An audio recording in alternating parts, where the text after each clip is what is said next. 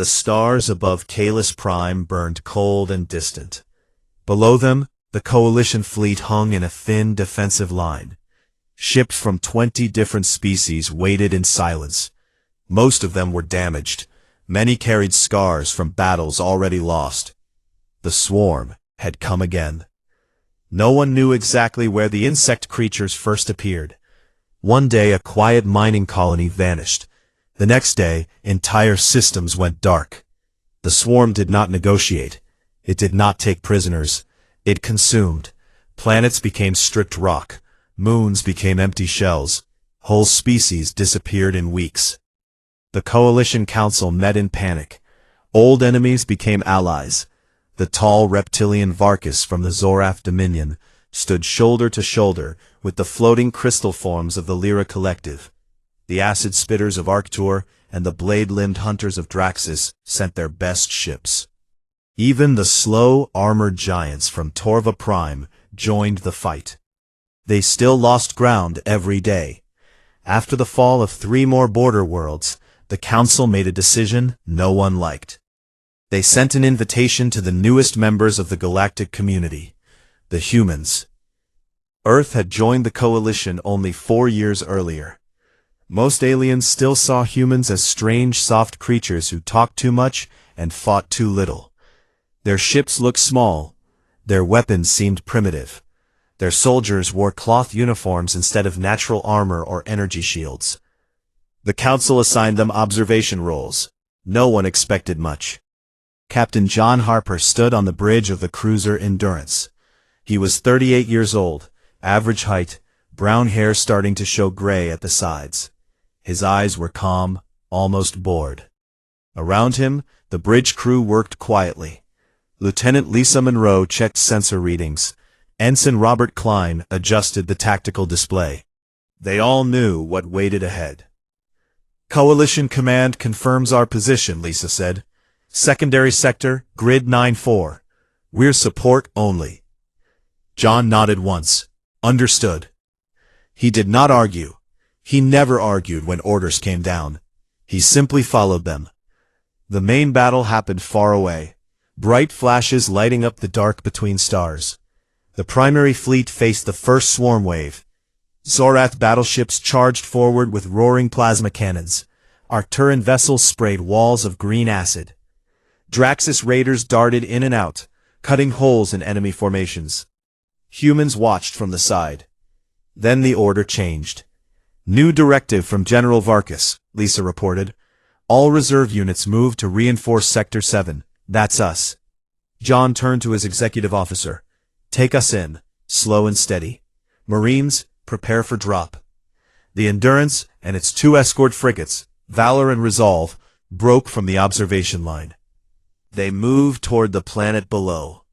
Kalis Prime looked peaceful from orbit. Blue oceans, green continents, white clouds. But the surface told a different story. Smoke rose from burning cities. Black clouds of swarm drones filled the sky like locusts. The drop pods launched 20 minutes later. John rode in the lead pod with Sergeant Emily Carter and 30 other Marines. The pod shook hard during re-entry. Heat shields glowed red. Inside, the soldiers sat strapped in, faces hidden behind visors. No one spoke much. They had trained for this. The pod hit ground with a bone-rattling crash. Doors blew open. Hot, wet air rushed in. The smell was sharp.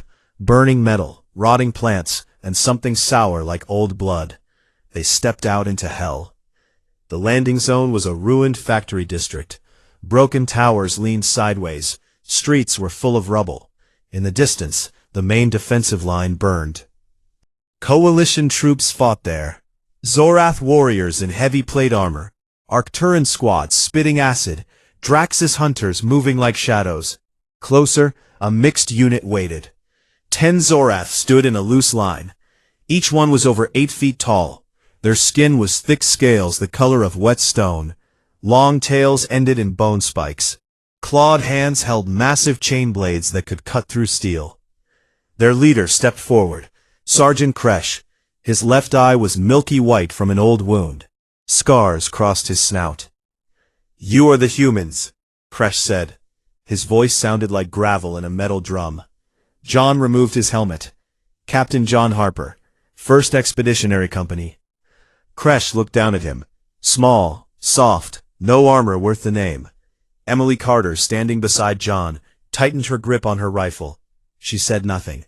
We go where we are sent, John answered. Kresh made a low rumble that might have been laughter. Then stay behind us. Do not get in our way. Your kind breaks too easily. The ground shook. A swarm scout wave appeared at the end of the wide street. Hundreds of small drones, each the size of a dog, covered in black chitin and sharp legs. Behind them came larger soldier forms, 10 feet tall, with side-like arms. Kresh raised one claw. Form line.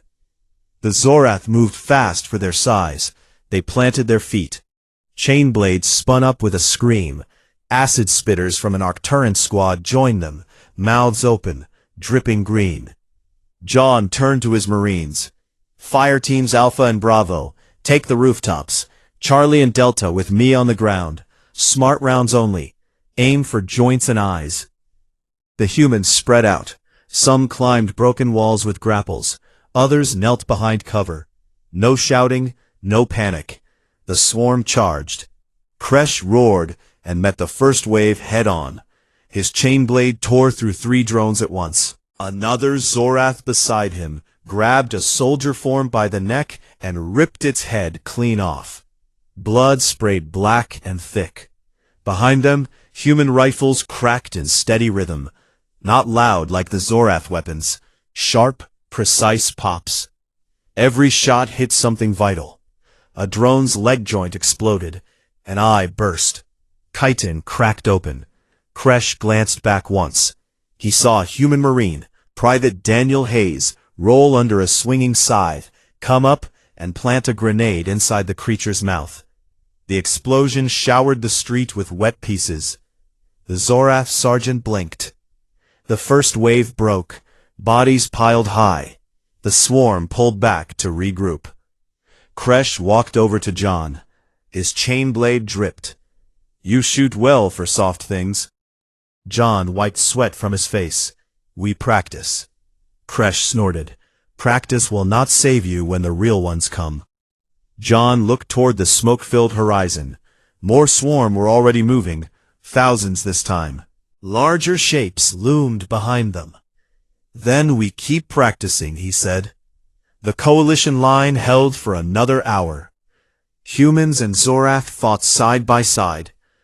When a collapsing building trapped 3 Zorath under rubble, John ordered his team to dig them out. They worked under fire, using tools and bare hands. One Marine lost 2 fingers. He kept digging. Kresh watched the whole time.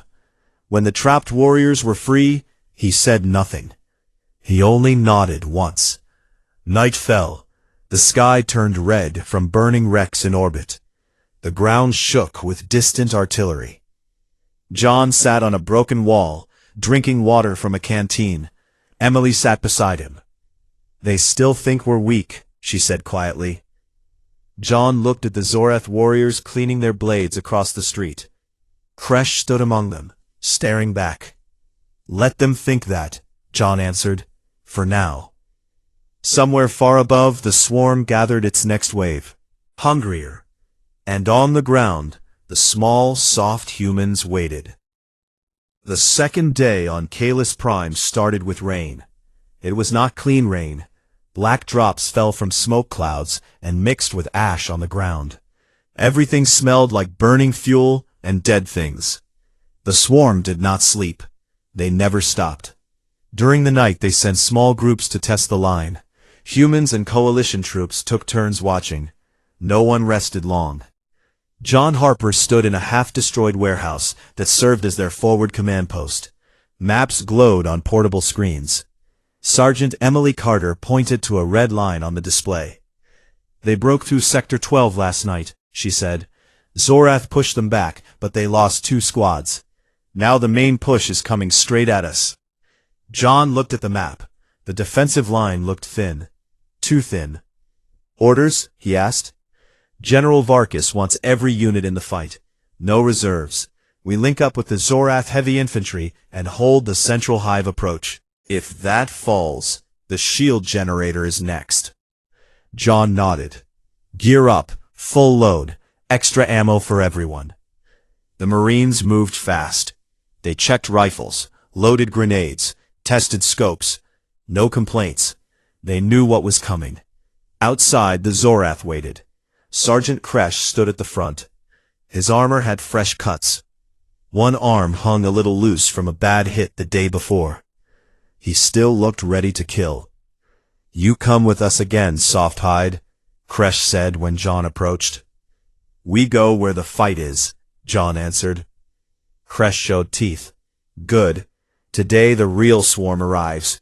Not scouts, royals, big ones. You will see. The march to the front took an hour. They moved through ruined streets. Buildings leaned like broken teeth. Bodies lay everywhere, mostly coalition, some swarm. The air buzzed with the sound of distant wings. They reached the trench line at dawn. It was not a clean trench. It was a scar in the earth, dug by machines and desperation. Zorath warriors already filled it. Their huge bodies made the space feel small. Arcturans crouched nearby, mouths dripping acid. A few Draxus hunters waited in the shadows, blades ready. Kresh pointed to a gap in the line.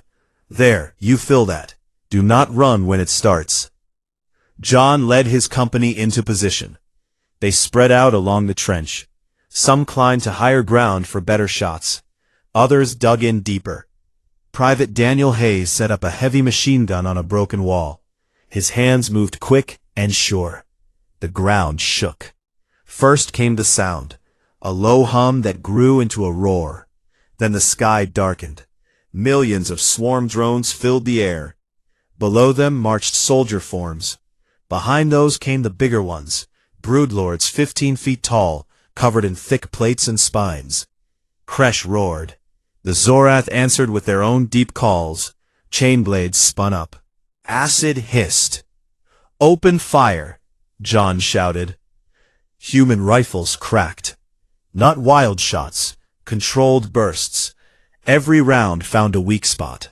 Eyes, joints, soft spots under armor. Drones dropped like stones. The first wave hit the trench like a wave on rocks. A Zorath warrior next to John grabbed a drone in midair and crushed its head with one hand. Another Zorath took 3 scythe strikes to the chest and kept fighting. Blood poured from his wounds, but he laughed as he tore enemies apart. An Arcturan opened its mouth wide. Green acid sprayed in a wide arc. Swarm bodies melted. The smell was terrible. A Draxus hunter moved so fast John could barely follow. It jumped from one enemy to another, blades flashing. Chitons split open. Black blood sprayed. The humans fought in their own way. Emily Carter led a small team forward when a gap opened. They threw flash grenades to blind the swarm. Then they moved in close. One Marine, Corporal Laura Bennett, climbed onto a broodlord's back and planted a shaped charge at the neck joint. She jumped clear just before it exploded. The creature fell screaming. John stayed at the center. He directed fire. When ammo ran low, he called for resupply drones. Small boxes dropped from above with fresh magazines. A soldier form charged straight at him. John rolled aside. The scythe missed by inches. He came up firing. Rounds punched through the creature's mouth. It dropped. Kresh fought nearby. His chain blade sang. He cut through 2 drones and a soldier form in one swing. Then a broodlord hit him from the side. The impact threw him against the trench wall. His armor cracked. John saw it happen. Without thinking, he ran forward. He fired at the broodlord's eyes. It turned toward him. John kept shooting. The creature swung. He grabbed a fallen Zoroth grenade and threw it into the open mouth. The explosion blew the broodlord's head apart. Kresh pushed himself up. Blood ran from his mouth. He looked at John. "You should have run," he said. "I don't leave people behind," John answered. Kresh stared for a long moment. Then he nodded once. The battle went on for hours. The swarm kept coming, waves after waves. The coalition line bent, but did not break. Humans adapted. When acid filled the air, they used filters and kept shooting. When drones swarmed from above, they used shoulder launchers to clear the sky. At one point the trench collapsed. Dirt and rock fell. 5 Zoroth and 8 humans were trapped. John ordered his team to dig. They used shovels, hands, pieces of metal. Swarm drones attacked while they worked. Marines formed a circle and held them off. Kresh joined the digging. His huge claws moved earth faster than any tool. Together, they freed the trapped fighters. One Zorath warrior, young, missing an arm, looked at John. "You dug for us." "We dig for our own too," John said. The young warrior nodded slowly. Night came again. The swarm pulled back to regroup. The coalition held the line, but barely. Bodies filled the trench. Wounded moaned. Medics worked without rest. John sat against a broken wall. His uniform was torn and black with soot. Emily sat next to him. "We lost 12 today," she said quietly. John looked at the sky. Fires still burned in orbit. They lost more. Across the trench, Kresh cleaned his chain blade. He glanced over. For the first time, he did not look at the humans with pity or scorn. He looked at them like equals. "You fight strange," he said. "No roars, no rage, just steady." John shrugged. "We do what works." Kresh made a low sound, almost a laugh. "Maybe that works better than we thought." The rain kept falling. Black drops mixed with blood on the ground. Somewhere in the dark, the swarm prepared the next attack. Bigger creatures moved. Royals with minds that linked millions. The true horror was coming. John stood up. He checked his rifle. "Get some rest if you can," he told his Marines. "Tomorrow will be worse." Emily nodded. "We'll be ready." John looked toward the Zorath side. Kresh raised one claw in silent greeting. For the first time, the terrible creatures did not seem so terrible. They seemed like brothers in the same fight, and the small, soft humans stood beside them, ready for whatever came next. The third morning brought no sun. Thick black clouds covered Kalis Prime. Lightning flashed inside them, but no rain fell. The air felt heavy, like something big was about to break. The swarm changed its attack. No more small waves, no more testing. They sent everything at once. In orbit, coalition ships fought hard. Zorath battleships fired until their guns melted. Arcturan cruisers sprayed acid clouds that ate through swarm hulls. Draxus raiders slipped between enemy formations and struck weak points. But the numbers were too great. For every swarm ship destroyed, 10 more appeared. On the ground, the defensive line cracked.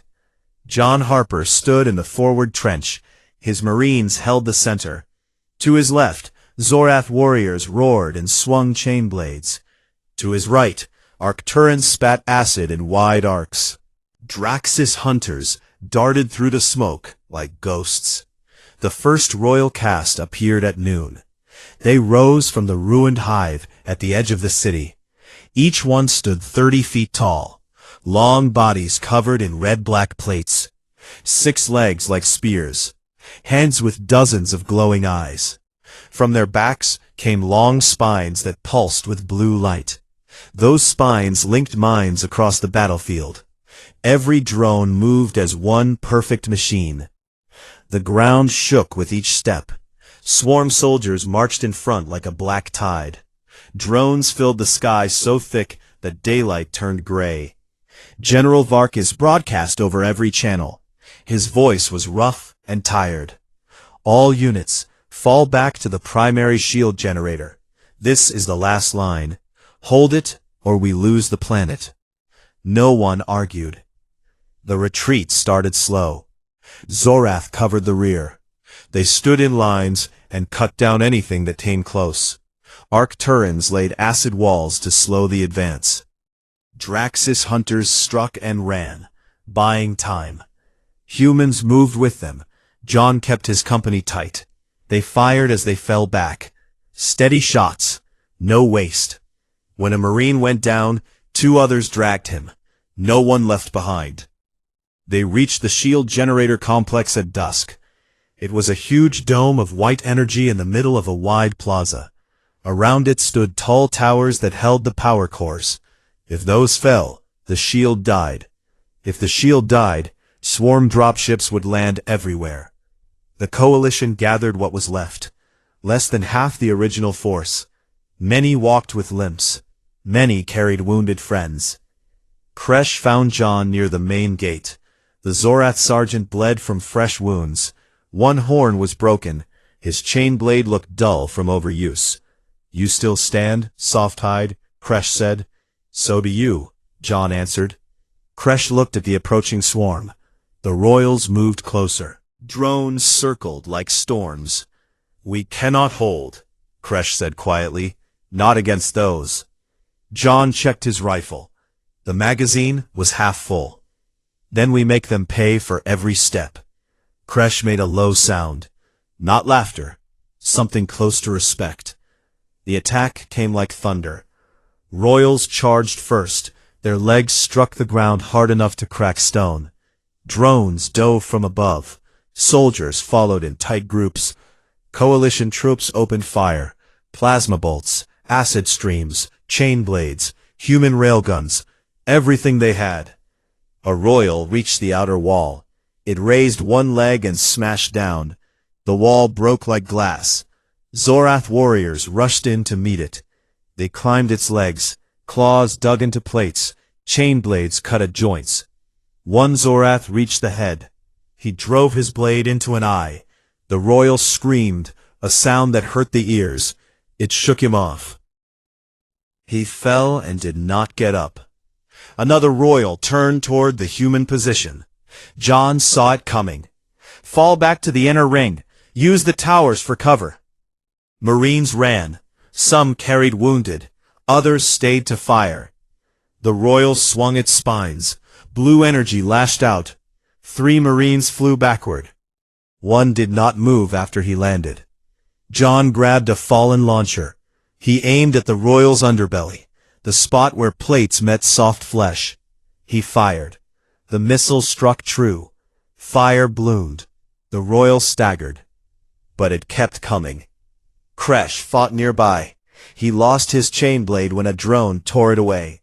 Now he used claws and teeth. He ripped into soldier forms. Blood covered him. The line broke in 3 places. Swarm poured through. The shield generator hummed louder. It flickered once. John's radio crackled. "Lieutenant Lisa Monroe, from the Endurance. Captain, orbit is gone. Most of the fleet is destroyed. We're the last ship still fighting." "Orders?" John looked around. Dead bodies everywhere. Wounded screaming. The swarm closing in. "Hold position as long as you can," he said. "Send down what you have left. Anything." "Understood. One last supply run incoming. ETA 5 minutes. John did not ask what it was. He had no time. The royals reached the plaza. One smashed a tower. Sparks flew. The shield flickered again. Kresh fought back-to-back with John now. A huge claw knocked the Zorath against a wall. He slid down, breathing hard. John knelt beside him. "Can you stand?" Kresh pushed himself up. "I stand until I die." John helped him to his feet. The swarm surrounded them. Drones landed on every side. Soldiers advanced. John looked at his remaining Marines. Less than 20 now. All tired. All hurt. None ran. He raised his voice so they could hear. "We hold here. For the generator, for each other. Make them remember us." Emily Carter nodded. Daniel Hayes checked his last magazine. Laura Bennett wiped blood from her face. Kresh looked at them. "Soft things," he said, "but brave." John met his eyes. "Same as you." A royal reared up above them. Its spines glowed bright. It prepared to strike the final blow. Then the sky lit up. A single ship broke through the clouds. Not a warship, a plain freighter. Gray hull, no guns visible. It flew low and fast. Its side opened. A ramp dropped. No dropships came out. No shuttles. Instead, black shapes fell like rain. They hit the ground running.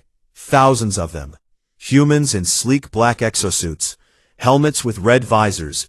Weapons that hummed with power. They moved faster than any human should. They jumped over rubble. They fired weapons that made no sound. Only bright lines of light that punched clean through swarm armor. The royal that towered over John turned toward the new arrivals. One suited figure raised a long rifle. A single shot. The round went through the royal's head. It dropped without a sound. More followed. John stared. The freighter broadcast on every open channel. This is Sol Relocation Asset Dawn Carrier. Rapid reinforcement protocol engaged. All coalition forces, stand by. John looked at Kresh. The Zorath sergeant watched the black-suited humans carve through the swarm like knives through soft meat. What are they? Kresh asked. John took a slow breath. Us, he said. The ones we kept hidden. The black figures reached the line. One stopped in front of John. The visor lifted. A woman's face. Calm. Young. Human. Captain Harper, she said. Lieutenant Rebecca Grant. We're here to take back the line. John nodded once. Then let's finish this. Around them, the terrible creatures of the coalition watched in silence. The small, soft humans had just changed everything. The black-suited figures hit the ground like shadows come to life. They did not shout. They did not roar. They simply moved. Lieutenant Rebecca Grant led the first squad. Her exosuit was smooth and dark. No bright colors, no flags.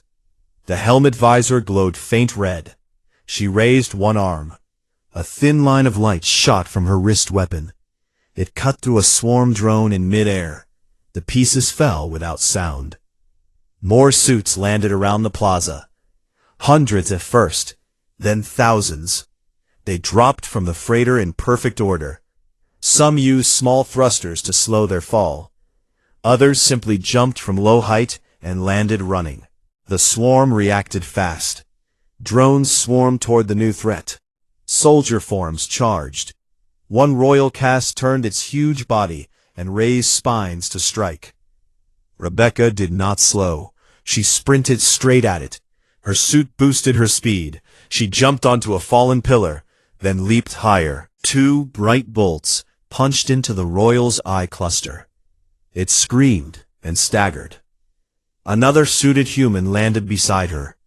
He carried a long rifle with a wide barrel.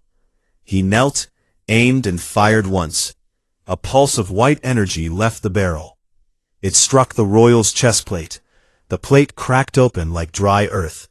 Black fluid poured out. The creature fell forward, shaking the ground. John Harper watched from the broken gate. His rifle hung loose in his hands. Beside him, Kresh leaned against the wall, breathing hard. The Zorath sergeant stared with wide eyes. "What are those?" Kresh asked again. John looked at the black figures tearing through the swarm. "Us," he repeated. "The real us." Rebecca reached John's position. Her visor lifted. A young face appeared. Short brown hair, calm green eyes. She looked no older than 25. "Captain Harper," she said, "we have the corridor open to the generator. My teams are securing the towers. We need you to lead the push inside." John nodded. "What's the plan?" "Simple. We clear the plaza, secure the dome, then we end the Synapse network. No more royals, no more coordination." She turned to Kresh. "You and your warriors are welcome to join, but stay behind our line. We move fast." Kresh showed teeth. "I do not hide behind soft things." Rebecca smiled a little. "Then keep up." She signaled. The suited humans formed two wide lines. One group pushed left toward the east towers. The other went right. In the center, a spearhead moved straight for the dome. They advanced like water over rocks. A wall of drones rushed them. The humans did not stop. Shoulder launchers fired micro-missiles. Small explosions bloomed in the air. Drones fell in pieces. When one suit took a direct hit from acid, the black material smoked, but held. Nanites flowed over the damage like liquid metal. The hole sealed in seconds. A Marine in a suit lost an arm to a side strike. He did not scream. He switched the weapon to his other hand and kept firing. Seconds later, a medical drone flew in low. It attached to the stump. Foam sprayed. A new arm began to grow. Metal and synth flesh in the shape of the old one. Kresh watched it happen. His tail flicked once. John fell in behind the spearhead. His old rifle felt small now. He carried it anyway. Emily Carter and Daniel Hayes followed close. They moved with the new troops, watching, learning. The spearhead reached the first inner wall. Swarm soldiers poured over it. Rebecca raised her hand. Breach pattern. 4 suited figures stepped forward. They planted small devices on the wall. Bright lines connected the devices. Then the wall simply disappeared in a flash of heatless light. No explosion, just gone. They stepped through. Inside the dome complex, the swarm had turned the halls into nests. Brood chambers lined the walls. Smaller royals guarded them. The air smelled thick and wet. The humans did not hesitate. They moved room by room. Rail accelerators fired silent rounds that punched through chitin like paper. Plasma lances glowed blue and cut clean. One human tossed a small sphere into a chamber. It rolled once, then burst into white flame. The entire room burned clean in seconds. No heat spread, no smoke, just gone. Kresh and a few Zorath followed behind. They saw a suited human take a spine strike from a royal. The blow would have split a Zorath in half. The suit bent but did not break. The human grabbed the spine, twisted, and pulled it free. Then he drove his own blade into the royal's brain. The creature dropped. Kresh stopped moving for a moment. He looked at John. Your people do not die easy. John kept walking. We built ways not to. The main power core rose in the middle like a tall crystal pillar. Swarm royals surrounded it. 5 of them, each one bigger than the last. Their spines linked in a bright web of blue energy. That web controlled every drone and soldier left on the planet. Rebecca stopped at the entrance. She turned to John. This is yours, Captain. You held the line. You call it. John looked at the royals, then at his tired Marines, then at Kresh and the remaining Zorath. He stepped forward. Open channel, he said. One of the suited humans tapped a wrist panel. Every speaker in the complex, every surviving coalition radio crackled to life. John's voice carried clear and calm. To all coalition forces still standing, this is Captain John Harper. The swarm thinks it has won. It thinks numbers beat everything. It thinks we are weak. He paused. We let you think that too. He looked straight at the nearest royal. Its eyes glowed. But we are done pretending. He raised one hand. Now, the spearhead moved as one. Suited figures rushed the royals from every side. They climbed walls. They jumped from ceilings. They fired weapons that made the air hum. One royal swung its legs. 3 humans dodged without breaking stride. They planted charges on its joints. The charges flashed. Legs folded. The creature fell. Another royal lashed with spines. A human caught one spine in a gauntlet. The suit sparked. Then the human pulled. The spine tore free. He used it like a spear to stab the royal's head. Rebecca led the final push. She reached the power core. A small device in her hand glowed green. She pressed it to the crystal pillar. Network disruptor active, she said. A pulse shot through the chamber. Blue light flickered. A web between the royals snapped like broken string. The creatures froze. Their eyes dimmed. Outside, the endless waves of drones stopped moving. Some fell from the sky. Others stood still, confused. The royals tried to scream. No sound came. Their bodies shook once, then they collapsed. Silence fell. John walked to the center. He looked up at the pillar. The shield still hummed strong. Rebecca stood beside him. Plaza secure. Orbitals are moving in. The swarm is breaking. John removed his helmet. Sweat ran down his face. He looked tired but steady. Kresh limped forward. Blood dripped from his wounds. He looked at the dead royals, then at the black-suited humans, who stood calm and quiet. "You fought beside us," Kresh said slowly. "All this time, you bled with us, you dug us out, you carried our wounded." He lowered his head.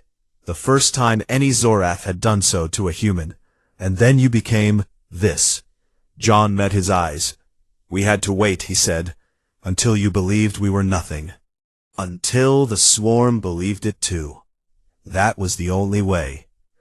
Kresh made a rough sound, almost a laugh. "You are terrible liars, Softhide." John smiled for the first time in days. "And good fighters when we stop lying." Outside, the black suits moved to secure the last pockets of resistance. No cheers, no victory cries, just quiet, steady work. The terrible creatures of the coalition watched them, and for the first time, they felt small. The central chamber grew quiet after the royals fell. The blue light from their spines faded to nothing. The air still smelled of burned chitin and hot metal, but the endless buzzing of swarm mines had stopped. Outside the dome, drones lay still on the ground like broken toys. Soldier forms stood frozen, heads tilted, waiting for orders that would never come. Rebecca Grant pulled the disruptor device from the power core. It clicked softly as it powered down. She looked at John Harper. Synapse network collapsed. No more coordination. The swarm is done as a single force. John nodded. He felt the weight of 3 days lift just a little from his shoulders. His Marines gathered around him. Emily Carter wiped dirt from her face. Daniel Hayes leaned on his rifle like a walking stick. Laura Bennett sat on a fallen piece of wall and closed her eyes for the first time in hours. Kresh walked slowly to the center. Every step left blood on the floor. He stopped in front of John and looked down. "You said you waited," he rumbled, "until we believed you were harmless." John met his gaze. That was the plan. Kresh looked around at the black-suited soldiers. They moved with calm purpose. Some checked the dead royals for signs of life. Others set up small beacons that glowed green. Medical drones flew in low, scanning wounded coalition fighters. One drone hovered over a young Zorath warrior who had lost a leg. It sprayed foam, then attached a temporary brace made of smart metal. "Why hide it?" Kresh asked. "Why not show this power from the start?" John took a slow breath. "Because power shown too early makes enemies. Power hidden until needed makes allies." Kresh made a deep sound in his throat. "You played weak. You bled with us. You let your people die to keep the secret." "Not all secrets are easy," John said. "But some are worth it." Above them, the shield dome flickered once more, then steadied. In orbit, new lights appeared. Not swarm ships, human ships, dozens of them. They came in slow formation. Some were sleek warships with railgun batteries that could punch through moons. Others were plain colony transports, wide and slow, built to carry families and machines. General Varkas entered the chamber. The tall reptilian moved with a limp. His armor was cracked in many places. One eye was swollen shut. He stopped a few steps from John and looked at the scene. The coalition survivors gathered slowly, Zorath warriors, Arcturans with dripping mouths, Draxus hunters who stood silent in the shadows. They watched the black-suited humans work. They watched the colony ships descend through the clouds. Varkus spoke first. His voice carried across the chamber. You fought beside us as equals. You carried our wounded. You refused to leave the dying behind. Then you revealed this. He gestured to the suits, the weapons, the calm efficiency. What are you truly? John removed his helmet again. Soot streaked his face. His eyes looked tired but clear. We are what we always were, he said. Humans. We learned long ago that the galaxy fears strength it can see, so we learned to hide ours. We built tools to survive when everything else failed. We built suits that let us fight longer, hit harder, heal faster. We built ships that wait in silence until the moment is right. He looked at the faces around him. We did not come to conquer. We came to join. But joining means surviving first. Varkus lowered his head slowly. The gesture spread. One by one, the coalition warriors did the same. Even the Draxus hunters bent slightly. Kresh was the last. He kept his eyes on John the whole time. You could have let us fall, Varkus said. Taken the planet for yourselves. John shook his head. That is not our way. Not anymore. Outside, the first colony transports touched down. Ramps lowered. More humans stepped out. Not soldiers this time. Families, engineers, builders. Children ran down the ramps, wide-eyed at the strange sky. They carried tools and seeds and hopes. The black-suited soldiers formed lines to protect them. No threats remained. The swarm remnants scattered into the ruins, leaderless and broken. Rebecca approached John again. Captain, Surface Command reports 98% of swarm forces neutralized. Remaining pockets are being cleared. We can begin reconstruction in the safe zones. John looked at the dome above them. The shield still glowed, protecting what was left of the city. Start with the wounded, he said. Coalition first, then ours. Rebecca nodded and walked away to give orders. Kresh stepped closer to John. For the first time he spoke without mockery. I called you soft-hide. I laughed at your thin skin. John smiled faintly. You were not wrong. We are soft. That is why we built everything else around it. Kresh looked at the colony ships. You bring more of your kind, not warriors, settlers. Yes. You mean to stay. John looked out at the ruined world. Smoke still rose in places, but the fires were smaller now. Kresh was quiet for a long time. Then he placed one huge clawed hand on John's shoulder. The touch was careful, almost gentle. You fought beside terrible creatures, Kresh said, and you did not run. You did not fear us. You saved us. He paused. Now we know what humans truly are. John looked up at the towering Zorath. And what is that? Kresh showed teeth in what might have been a smile. Terrible in your own way. The two stood side by side as the sun finally broke through the clouds. Weak light fell on the plaza. It touched broken armor, dead swarm, living fighters from 20 species. Humans walked among them. Some helped carry wounded. Some shared water. Some simply stood and talked in low voices. Emily Carter found John later. She carried a small medical kit. Captain, she said, you okay? John looked at her. Tired, but okay. She glanced at the colony ships. We're really doing this, settling here. If they let us, John said. Emily smiled. After today, I think they will. In the distance, a group of Zorath warriors helped unload crates from a transport. Arcturans watched the human children with careful curiosity. A Draxus hunter knelt to speak to a small girl who offered him a flower she had found in the rubble. The galaxy watched. News spread fast through the surviving coalition channels. The swarm broken. Kalis Prime held. And humanity no longer the small, soft newcomers. standing at the center of it all. John Harper walked to the edge of the plaza. He looked out over the city that had almost died. Now it would live again. Kresh joined him. "Will your people change us?" the Zorath asked. John thought for a moment. "No," he said. "We will change with you." Kresh nodded slowly. "Then the galaxy will never be the same." John looked up at the sky. More ships came down. Peaceful ones. Hopeful ones. And somewhere deep inside, the small, soft humans who had waited so long finally stepped into the light. Not as conquerors, not as victims, as something new, something the stars had never seen before.